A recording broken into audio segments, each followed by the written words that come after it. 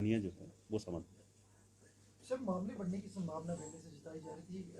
एक सर्वे भी इसको लेके आया था, लेकिन जिस तरह से मौतें तेजी से हो रही है, 3 दिन में लगभग 20 लोगों ने जान गंवाई है, ये कितना कंसर्न है और उसको लेके अब डिपार्टमेंट की क्या पॉलिसी रहने वाली है कि इसको कैसे रोका जाए? मैं ये समझता हूँ, देखिए संक्रमण को रोकना होगा कि कोई इन्फेक्ट ही ना हो। और ये भी एक तथ्य है कि कोई अगर डेथ होती है इसमें तो मृत्यु होने की संभावना उन मामलों में ज़्यादा है जिसमें कोई साथ में और अन्य कोई गंभीर रोग किसी व्यक्ति को है, वो हाइपरटेंशन का शिकार है, उसको कोई गंभीर कोई किडनी से संबंधित कोई रोग उसको है, कोई हार्ट डिजीज़ से संबंधित कोई कष्ट जो है उस व्यक्ति को है। तो ये सारी जो है ये संभावनाएं जो हैं, या फिर वो सीवियरली डायबिटिक है अगर पेशेंट, तो फिर इसमें मृत्यु होने की संभावना जो है वो बढ़ जाती है।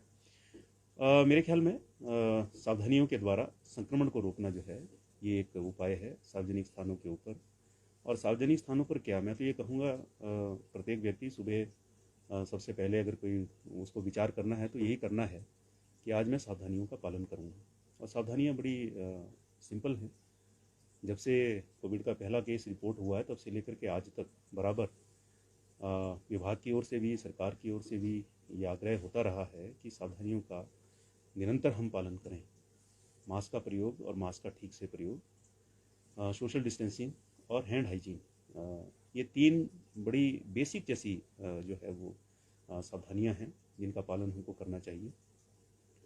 वैक्सीनेशन का भी जो है वो परिणाम वो भी देखने में आया है कि अगर लक्षणों में तीव्रता कम है तो कारण ये है कि वैक्सीनेशन अधिक 100% हमारे जो यहाँ पर अगर हम 18 से ऊपर के आयु वर्ग की हम बात करें तो उस आयु वर्ग में जो है वो 100% वैक्सीनेशन जो है वो हुआ है। साथ ही 15 से 18 वर्ष की आयु वर्ग के लिए वैक्सीनेशन जो है चला हुआ है और 3,82,000 कल का ये आंकड़ा है।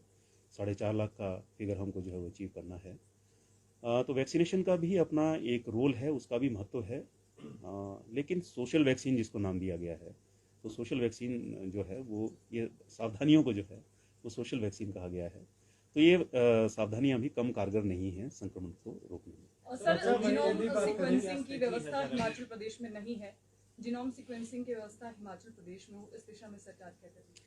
देखिए हमारा जो है, क्योंकि सारे सैंपल्स हमारे दिल्ली जाते हैं और ऐसे जो है ये पूरे देश भर में 10 या 12 केंद्र हैं और नज़दीक वर्ती राज्यों को जहाँ जहाँ ये केंद्र स्थापित हैं वहाँ के लिए वो राज्य जो है असाइन किए गए हैं, वो सैंपल्स वहाँ भेजे जाते हैं।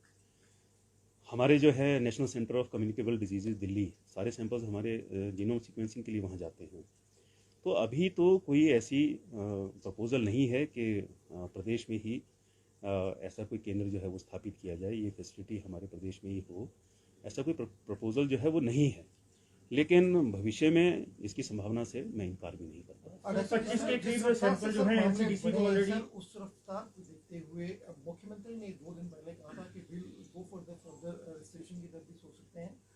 वो बातें अपनी तरफ है, लेकिन स्वास्थ्य विभाग क्या सोचता है, स्वास्थ्य विभाग की क्या अब स्ट्रेटेजी रहेगी कि नेक्स्ट फेज क्या रहेगा, कैसे इसको आप देख रहे हैं, क्या रिस्ट्रिक्शन लगनी चाहिए या कुछ गाइडलाइन में कुछ चेंजेस होनी चाहिए या जो बाहर से लोग आ रहे हैं उनको रोका जाना चाहिए, अपनी तरफ से क्या इसके ऐड करना चाहूँगा, छोटा सा सवाल है, ओमिक्रॉन की क्या स्थिति है और इसका कितना थ्रेट है, अभी क्या संभावना है इसकी? इसमें जैसे आपने 2 प्रश्न आए हैं, एक तो पाबंदियां और भविष्य में क्या कदम सरकार उठाने जा रही है इसको लेकर के है, दूसरा आपने ओमिक्रॉन को लेकर के पूछा है।